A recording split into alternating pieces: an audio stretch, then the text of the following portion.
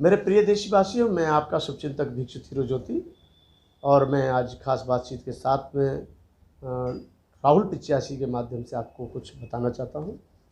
और मुझे पूर्ण विश्वास है कि आप अपने परिवारों के साथ सुखी जीवन व्यतीत कर रहे हैं। हालांकि देश में पूरे में कोरोना जैसी महामारी बीमारी देश में फैली हुई है, जैसा कि मैं बार बार बोलता हूं। और एक बौद्ध भिक्षु होने के नाते मेरा फ़र्ज बनता है कि मैं समय समय पर आपको मंगल मैत्री शुभकामनाएं और आपके सुखी जीवन के लिए मंगल कामनाएं करता रहूं। ऐसी मैं तथागत सम्यक संबुद्ध से मंगल कामना करता हूं कि आपका जीवन सुखी संपन्न कुशल रहे, आप तरक्की करें, आपके बच्चे स्वस्थ रहें और खुशहालियों की बरसात आपके परिवारों में हो। सभी लोग पंचशीलों का पालन करें, सुख शांति पूर्वक अपना जीवन व्यतीत करें। मेरे प्रिय देशवासियों, बहुत सारे इश्यूज होते हैं, बहुत सारी बातें होती हैं देश में बोलने के लिए, और समय समय पर कुछ बातें मन में कहीं ना कहीं कांटे की तरह चुभती हैं, जो बोलने में अच्छी ज़रूर लगती है, लेकिन सुनने में भी अच्छी ज़रूर लगती है, लेकिन देखने में और फिर कहीं से उसकी जब पीड़ा महसूस होती है तो बहुत तकलीफ़ होती है। हमारे देश में सबसे बड़ी बात कहा जाता है कि जो वर्तमान सरकार है एक नारा लगाती है, और वो नारा है कि बेटी पढ़ाओ बेटी बचाओ। बेटी पढ़ाओ बेटी बचाओ का नारा लगाने में उनको शायद मैं समझता हूँ कोई ज़्यादा देर नहीं लगती। सिर्फ उसे बोलना होता है और सुनने वालों के लिए सिर्फ कान से सुनना होता है। लेकिन देखने की बात ये है कि क्या सही माने बेटी पढ़ रही है देश की, या सही माने बेटी बच रही है देश की, या बेटी की जो इज्जत मान सम्मान है वो सुरक्षित है, बेटी का सम्मान जो है वो कहीं ना कहीं हमने सेव रखा है। क्या बेटी अपने आप को सुरक्षित महसूस कर रही है, या भारत की नारी अपनी बेटियों के प्रति या कहीं ना कहीं अपने पड़ोसियों के बच्चों के प्रति अच्छी सोच रखे हुए हैं? अब यहीं पर बात आ जाती है। हमारे देश में मदर टेरेसा जैसे, विदेशों में हालांकि उन्होंने जन्म लिया लेकिन काम उन्होंने ऐसे किए कि हमारे देश में उनको सम्मान मिलता है। माता सावित्रीबाई फुले, जिन्होंने पूरा जीवन शिक्षा की ज्योति जलाने में लगा दिया, और जब उनको बहुत बड़े पैमाने पर अपमान का बदला लेना पड़ता था, उनको बहुत अपमान होता था, और इसके बावजूद भी उन्होंने चुनौतियों भरा सफ़र तय करते हुए समाज को एक नई दिशा देने का काम किया। और जो महिलाएं अशिक्षित थीं उस समय उन्होंने शिक्षा देने का काम किया, जब महिलाओं को स्कूल तो छोड़िए घूंघट उठाकर चलने का अधिकार तक नहीं था। ऐसे ही माता सावित्रीबाई फुले के बाद में माता रमाबाई अम्बेडकर, जिन्होंने बाबा साहब अम्बेडकर के जीवन के लिए अपना जीवन समर्पित कर दिया, और जिनके बदौलत बाबा साहब अम्बेडकर ने आज हम सबको इतना बड़ा उपहार दे दिया कि आज हम चैन की सांस, सुख की सांस और सुख शांति पूर्वक जीवन जी रहे हैं। तो कहीं ना कहीं बाबा साहब अम्बेडकर का बहुत महत्वपूर्ण योगदान है।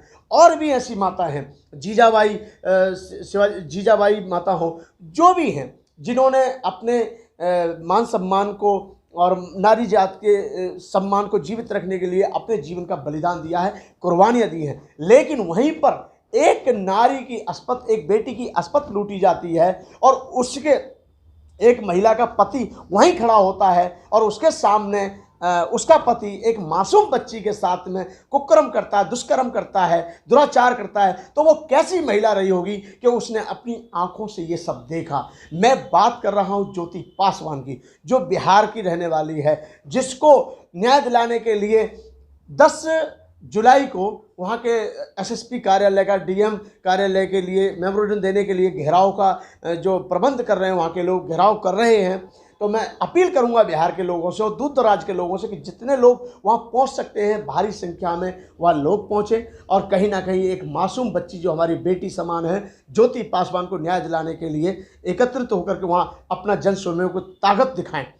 अब अफसोस होता है, दुख होता है कि एक बेटी श्रमण समाज की, ब्राह्मण समाज की, जो रात में यहाँ घूमती है और पकड़ी जाती है, और जैसे तैसे उसके साथ में जो भी होता है, हालांकि उनको फांसी मिली, न्याय के लिए पूरा देश का मीडिया चिल्लाया, सरकार तक दांव पे लग गई। बाबा रामदेव से लेकर के अन्ना हजारे से लेकर के बहुत सारे ऐसे लोग थे, समाज सुधारक थे, देशभक्त थे, भक्त थे, जो ऐसे उस समय गला चीर चीर के चिल्ला रहे थे कि इस निर्भया को, उसका नाम ही रख दिया निर्भया। बहुत से लोगों ने उसका नाम पद्मिनी रखा, बहुत से लोगों ने निर्भया के नाम से ही जान लिया, निर्भया कांड नाम दे दिया उसको। मैं ये कहना चाह रहा हूँ वो कौन सी बेटी थी जिसको न्याय दिलाने के लिए पूरी सरकार एकत्रित हो गई, सरकार दांव पे लग गई, और एक मासूम बच्ची ज्योति पासवानी नहीं है। इसके अलावा आए दिन कहीं ना कहीं किसी न किसी राज्य में, किसी न किसी क्षेत्र में आए दिन ऐसी घटना होती हैं। तो मैं समझता हूँ उस समय पर जो भारतीय जनता पार्टी की हमारे केंद्रीय मंत्री हैं स्मृति ईरानी जी शायद एक शब्द नहीं बोलती हैं, उसमें और भी लोग हैं, उमा भारती जी भी हैं, और भी महिलाएं मंत्री हैं, और भी पुरुष मंत्री हैं, और भी साधु संत हैं, और भी साध्वी हैं। ऐसे मुद्दों पर वो बिल्कुल मौन रहते हैं, चुप रहते हैं, शांत रहते हैं। मैं ये कहना चाहता हूँ, क्या एक शेड्यूल कास्ट की बेटी की इज्जत बिल्कुल गई गुजरी है? शेड्यूल कास्ट की बेटी की इज्जत नहीं है इस देश के अंदर? कोई भी जब जाता है, जिसका जी आता है, वही बेटी के साथ दुष्कर्म कर देता है और उसको मार देता है, और उसको न्याय भी नहीं मिलता है। कुल मिलाकर के ऐसे जिसने उसने इतने बड़े नीच कर्म को जो अंजाम दिया है, ऐसे व्यक्ति को तो सजा मिलनी ही चाहिए। मैं एक तो बिहार सरकार से अपील करूंगा, और दूसरी बात मैं ये कहूंगा कि आखिर कब तक चलता रहेगा? वोट जनता देती है, सरकार में आपको जनता बिठाती है, चुन के जनता देती है, और वही जनता फिर बलात्कार का शिकार बनती है, चोरी का शिकार बनती है, छीना झपटी का शिकार बनती है, मौत का शिकार बनती है। आखिर ये शिकारबाजी कब तक देश में चलती रहेगी? अर्जुन मिश्रा है जिसने इस कुकर्म को अंजाम दिया है। मैं तो यही कहूंगा, जो रिटायर्ड फौजी है, जो देश का सेना में था। आप सोचिए, जब हमारे देश के फौजी जिनको रक्षक के रूप में लोग देखते हैं, जिनसे आस होती है कि हमारी सीमाओं पर खड़े होकर हमारे देश की रक्षा करते हैं, हमारे देश का व्यक्ति, आम जनमानस एक फौजी के प्रति, सैनिक के प्रति और पुलिस के प्रति एक अच्छी सोच रखता है, उससे कहीं ना कहीं न्याय की भी उम्मीद करता है, कहीं ना कहीं इतनी उम्मीद करता है कि हमारी तो छोड़िए, अगर कहीं अन्याय भी हो रहा होगा तो ये फौजी अपनी गर्दन कटा देगा, लेकिन कहीं ना कहीं गलत नहीं होने देगा। उस फौजी ने रिटायर होने के बाद भक्षक बन करके उस मासूम बेटी के साथ जो दुराचार किया है, उसके लिए वो सजा का जिम्मेदार है और उसको सजा मिलनी चाहिए। और वो फौजी कहलाने के लायक तो छोड़िए, जो भी उसको कहीं मेरे हिसाब से तो छोटा मोटा जो भी सम्मान दिया गया होगा, जो भी दिया हो, उससे वापस ले लीजिए। लेकिन ऐसा नहीं हो सकता, मैं गारंटी के साथ कहता हूं, क्योंकि नाम सुन लीजिए, नाम है अर्जुन मिश्रा। और जब नाम अर्जुन मिश्रा है तो आप जानते हैं कि इस देश में ब्राह्मण, ठाकुर, क्षत्रिय, जो लोग ये करना चाहे कुछ भी कर देते हैं और किसी की जान की कोई कीमत नहीं समझते, किसी की इज्जत की कोई कीमत नहीं समझते।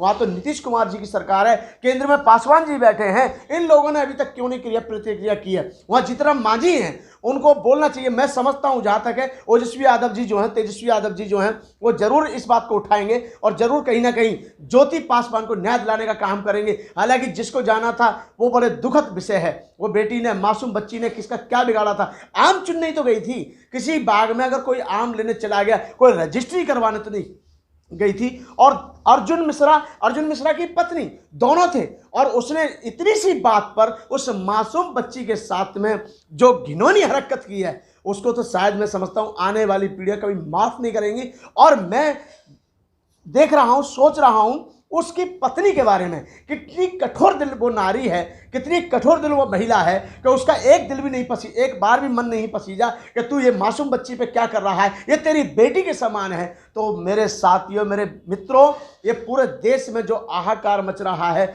आए दिन किसी की भी इज्जत को खिलवाड़ कर दिया जाता है, तो मैं समझता हूं कि अगर आप लोग गलत हाथों में सत्ता देते रहेंगे, यही हाल होता रहेगा। लोग मीठी मीठी बातें जरूर करते हैं, बड़े बड़े भाषण जरूर देते हैं, लेकिन इम्प्लीमेंट नहीं होता है। मोदी जी कहते हैं बेटी पढ़ाओ बेटी बचाओ, अरे बेटी पढ़ेगी नहीं, बेटी आगे बढ़ेगी नहीं, बेटी पढ़ गई, बच गई, लेकिन दरिंदों से कहाँ बचने वाली है? आए दिन आए गलियों में, चारों तरफ गली गली में दरिंदे पैदा हो गए। इनके ऊपर आप क्यों नहीं अंकुश लगाते हो? इनके ऊपर क्यों नहीं कोई नई धारा बनाते हो? बहुत सारे आप संशोधन करते हो, बहुत सारी चीजें बनाते हो। जो इस प्रकार के लोग हैं उनके खिलाफ कानूनी कार्रवाई करने में आपको या आपकी पार्टियों को या आपके साथ में गठबंधन से जो सरकार चल रही है उसको क्या आपत्ति है? मैं कहता हूं बार बार अपने कहीं ना कहीं वीडियो में कि गलत करने वाला व्यक्ति किसी भी समाज का हो, उसे माफ नहीं करना चाहिए। और जिसके ऊपर शोषण हुआ है, जिसके भी साथ हो, किसी भी समुदाय का व्यक्ति हो, उसको न्याय मिलना चाहिए। मैं बार बार अपील करूंगा बिहार सरकार से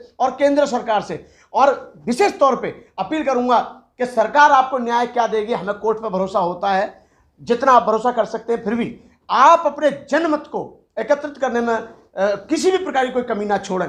10 तारीख को जो वहाँ पर आंदोलन किया जा रहा है, 10 तारीख को घेराव किया जा रहा है, वहाँ पर अपना एक प्रदर्शन भव्य रूप में प्रदर्शित करें, जिससे कि आम जनता के बीच में एक मैसेज जाए कि ज्योति पासवान अकेली नहीं है। ज्योति पासवान के साथ भारत के करोड़ों दलित हैं, उनकी भावनाएं, करोड़ों की भावनाएं उसके साथ हैं। तो मेरे देशवासियों, इस शोषण को शिकार करने से, ये शोषण को हम स्वीकार करते रहेंगे, शोषण होता रहेगा। बाबा साहब अम्बेडकर ने भी कहा है कि शोषण करने वाले से शोषण सहन करने वाला ज़्यादा गुनाहगार होता है, यानी कि गुनाह करने वाले व्यक्ति से ज़्यादा गुनाह को सहन करने वाला व्यक्ति ज़्यादा गुनाहगार होता है।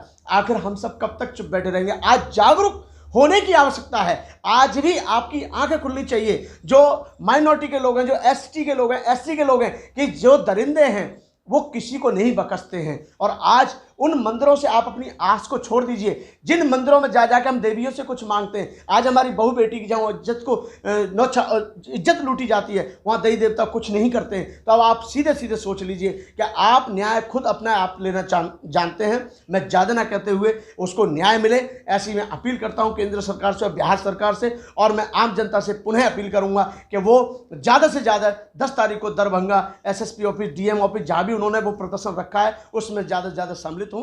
आप सभी को नमो बुद्धाय।